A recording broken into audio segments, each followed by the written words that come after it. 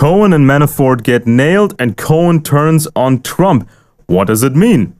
Well, you've probably heard Donald Trump's former personal lawyer Michael Cohen will go to prison and might tell all he knows about the president and the conspiracy to collude and corrupt the 2016 election.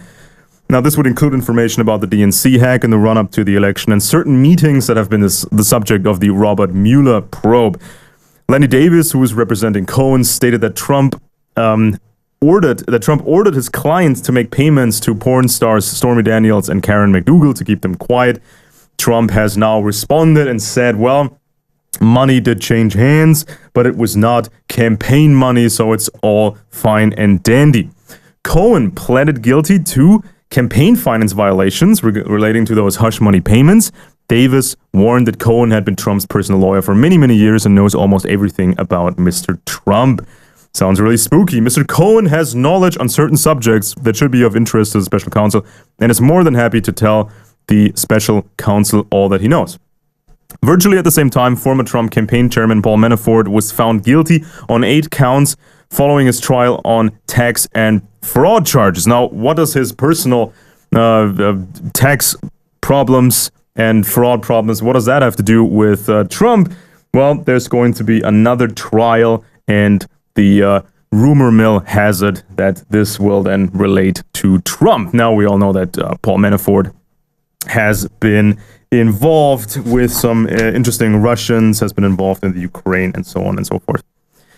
Now, the public statements do not seem to reveal any real collusion with the Russians, but insinuate certain technicalities that could bring Trump down without real evidence for treason. So even if there was real evidence, it's unlikely that it would ever be revealed and used in a public trial or impeachment procedure because it would be too damaging to the country. Now, a lie here and there might be proven, maybe proven, and after a hypothetical impeachment, the Trump fans and haters could still both maintain that they are in the right. So, in a CNN interview on Tuesday, Davis hinted that Cohen may have incriminating information about the Trump Foundation. New York Attorney General has filed a civil suit against Trump and his 3 eldest children, alleging persistently illegal conduct. Now, Paul Manafort was found guilty of 8 charges of tax and bank fraud by a federal jury in Alexandria, Virginia on Tuesday, which means prison time for a maximum of 80 years. Hanging over his head are 10 additional counts that he could be retrialed for. And if he cooperates with Mueller, he might get off a lot easier and even score a pardon in a few years. But he could also be pardoned by Trump, theoretically. But there is the question of retaliation by Trump and the question of what Trump might have against him. Now, the FBI was after Manafort long before Trump started his presidential campaign, so it's a stretch to accuse the FBI of unfair targeting due to political favors. Now, a secret order authorized by the court that handles the FISA began after Manafort became the subject of an FBI investigation that began in 2014, 2 years before the election. Manafort is the archetype insider who supported the very type of foreign dictators who usually entertain relationships with the CIA. And he also worked for Bush Sr. as well as James Baker III.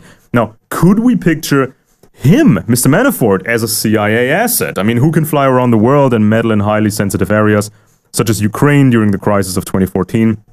With high-placed friends like this, he wouldn't have to risk his freedom to make money for himself. Now, the right wing is screaming from the rooftops that this whole Russiagate scandal is a made-up fabrication by the deep state and the Democrats, but that completely ignores the level of entanglement of Trump and his entourage with Russian players.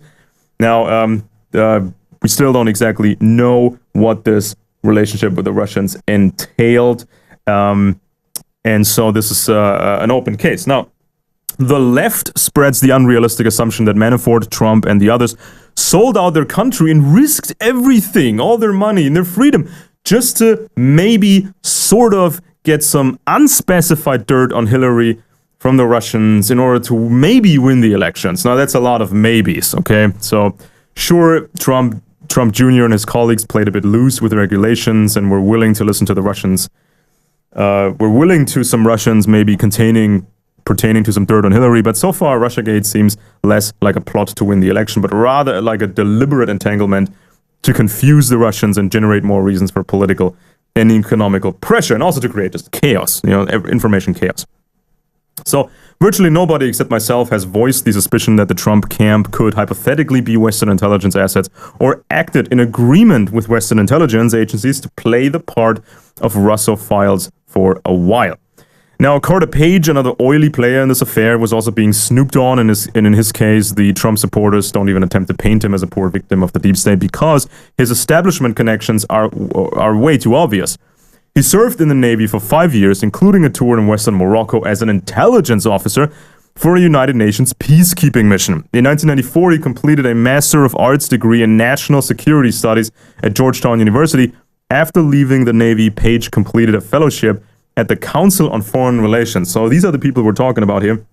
And yeah, the more intimate your connections, the more likely to get a pardon.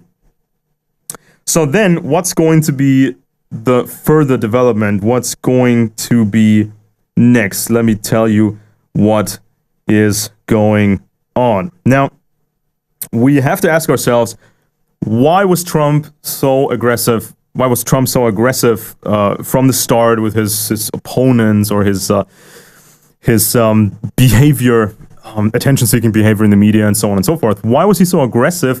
Why is he beefing with certain insiders while he's friends with other insiders? And he filled his administration with insiders, and he sent insiders to the Supreme Court, and he sent an insider to the Federal Reserve and so on.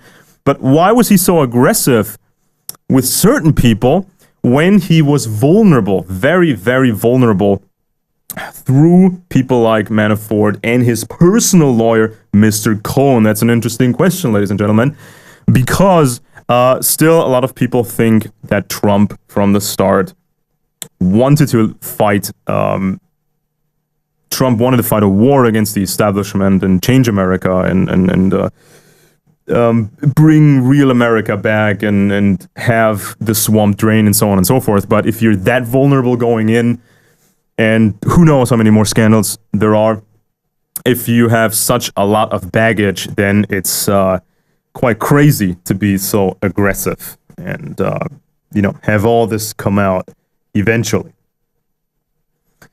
And yeah, we're probably going to see some mild stuff from Cohen and Manafort.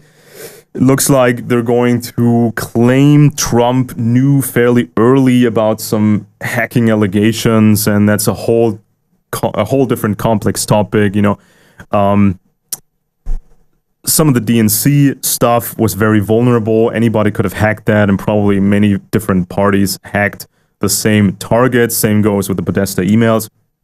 And so this is not very clear. This is not a very clear situation. And maybe Trump gets caught in a little lie, when he knew about these allegations. But that's not really, that's not really a big thing from a wider perspective. That's not going to cause him to be impeached. Now, then we have the silencing or the buying off of the former porn stars. Now, of course, if Cohen can't prove that this was campaign money, then Trump will be in the clear. We'll see how that goes. And yeah, even a campaign financing violation is not going to change the course of the empire. It's not going to change the world. It's not necessarily going to get him impeached. It's not going to necessarily sway a whole lot of voters, right? There's $100,000 here and there. People are not going to care that much. People care about jobs and the border and that sort of stuff. Now, then, yeah, the president cannot just be indicted like anybody else. The experts don't even agree on that. Some people say it's possible. Other experts say there must be an impeachment first. And Trump himself says he could, if he so wanted to, he could take control over the Russiagate Mueller investigation and basically stop it or investigate himself. Now, of course, that doesn't sound very great. Doesn't really sound like a separation of power, but that's what it is. And if we're talking impeachment, there has to be a majority, a simple majority in the House of Representatives, and a two-thirds majority in the Senate, and that is very, very unlikely. So the Republicans and Democrats are pretty much neck to neck in the polls for the midterm elections. So if the Republicans do okay, then they could just stop the Mueller investigation and just declare it to be over. So maybe the Democrats could then use that and generate enough anger in the population, of shocking the population. So maybe the Democrats will take the White House 2 years later. Maybe the Republicans will nominate another candidate in 2020 and not have Trump run again. And that's of course going to be a big bummer to the Trump fans if the Republicans run anybody else.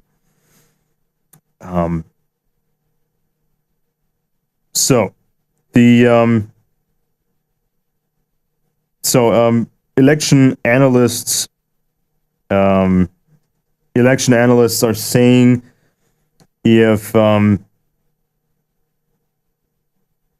that if the Democrats do well during the midterm elections, they're going to have a slim majority, a slim margin of power, but that's enough power to control congressional hearings.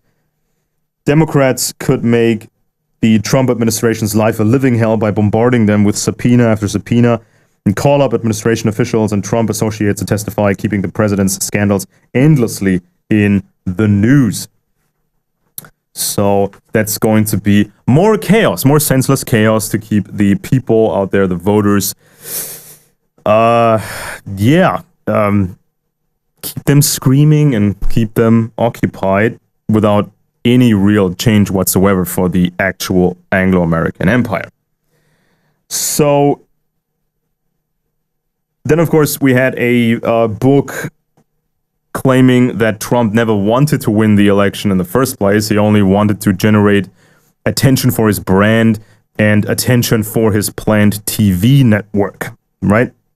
So if Trump says in 2020 he's not going to run again for the benefit of the Republicans, not admitting any guilt, or not really admitting any guilt, maybe for some small stuff, and for the benefit of America, he's stepping down. Then he can announce his TV network and be the martyr for a certain demographic, a certain part of the population, and he can basically keep up the myth that he wanted to fight the establishment, keep up the myth that he wanted to actually, do some real good, while in reality, his administration was full of insiders. And, the Trump fans could continue to believe what they want to believe, and the Trump haters could continue to believe what they want to believe. This big thesis that Trump and his people wanted to risk everything, their whole money and their freedom, risk everything, just to maybe get some dirt on Hillary in the election that maybe could give them the edge and win the presidency. I mean, it's a silly idea. It's a silly concept. Trump is not, Trump is an experienced guy in terms of, business world and the underworld, stuff like that. So it's kind of a silly notion, but at the same time, you had some interesting context between Trump and the Russians. You can't just brush that away. But of course, nobody's talking about the possibility that Trump acted in accordance or with the implicit agreement of Western intelligence, making deals with the Russians, luring him into Trump Tower, maybe so the CIA and the NSA could scope them out, maybe try to get them to defect or to turn on the Putin regime or whatever. This is a realistic scenario. I'm not saying this is exactly what happened. This is just me doing some informed speculation and putting out a scenario that nobody is talking about and nobody has ever talked about and nobody probably will ever talk about, even though this is part of what we here need to do. Whatever happens with Trump, it doesn't really affect the empire, the Anglo-American empire. Lewinsky scandal of Bill Clinton and the impeachment calls against George W. Bush. None of that really changed anything significant for the empire. And it looks like Trump now hates Mr. Cohen. Cohen hates Trump, but Manafort tries to be a team player, and Trump is honoring that. Trump said at least Manafort didn't roll over. So there could be a pardon in the works, maybe in a year or two. A pardon for Mr. Manafort, but there's some additional charges that could be brought against Manafort, and we don't know how that's going to play out. Mr. Manafort's connections to Russian businessmen and Russia-aligned politicians ran the deepest. He earned tens of millions of dollars over several years in Ukraine, bolstering the political fortunes of Viktor Yanukovych, president at the time and ally of President Putin. Mr. Manafort did also business with Oleg Deripaska, a Russian oligarch, before a dispute over money ended the relationship. Another business associate of Mr. Manafort was Konstantin Kilimnik, Russian, who Mr. Mueller's prosecutors have said had active ties to Russian intelligence, including in 2016 when he was in contact with Mr. Manafort in the months before the presidential election. Now, as I said, Mr. Manafort, if you look at his resume, it sounds like kind of your standard CIA guy. I don't know if he is CIA. I don't know if we will ever know whether or not he's CIA, but personally to me, he looks kind of the type, and so there might be a big pardon in the works. And also, it's kind of baffling to the mind that Manafort had all these money-making opportunities, and at the same time, he did so much stuff that got him, or that ultimately got him into trouble. Why didn't he just play it as safe as possible? Maybe somebody required him to do certain things, so there was a level of control, a control mechanism over Manafort. It's also highly questionable why Donald Trump didn't spend the money to check out his closest associates. I mean, he's supposed to be a multi-billionaire. Why not spend a few measly million dollars to check out these people, to check out Manafort beforehand and check out Cohen and see what's up? Are they vulnerable or not? So that's pretty crazy if you think about that. So that's the update on the Trump situation. We'll keep you posted with further information, further analysis. You can also check out several other videos on this channel about Donald Trump, things you don't find anywhere else. Over the last 10 years, I have studied roughly 500 books on political science, political matters, history, the empires, intelligence agencies, psychopathology, military matters, and so forth. Please also visit eng.recenter.com, our English website. Support us on Patreon, and please comment down below. Subscribe to this channel and recommend us to other people.